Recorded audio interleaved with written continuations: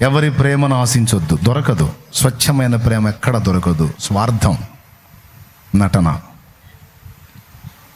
ఒక దేవుని దగ్గరే దొరుకుతుంది. పిచ్చి తల్లి, ఎవరికైనా దయ కలిగి నీకు ఇంత సాయం చేశారంటే ఆ దయ ఆయన పుట్టించింది.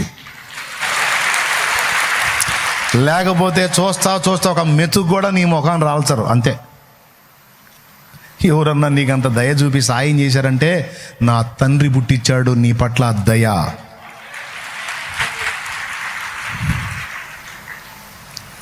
ఎవరైనా నీకు ఇంత ఆదరించారంటే, నీకు అంత అండగా నిలబడ్డారంటే ఆ మమత, ఆ పిచ్చి మహారాజు నీ మీద వాళ్ళకి పుట్టించాడు.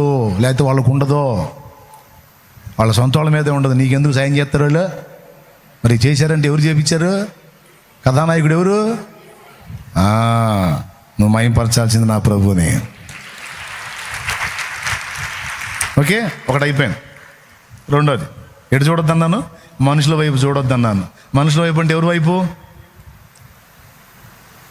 చెప్తున్నా? చూసినట్టు షో చేయి, అంతేగా నిజంగా చూడవాకు. దేవునికి స్తోత్రం.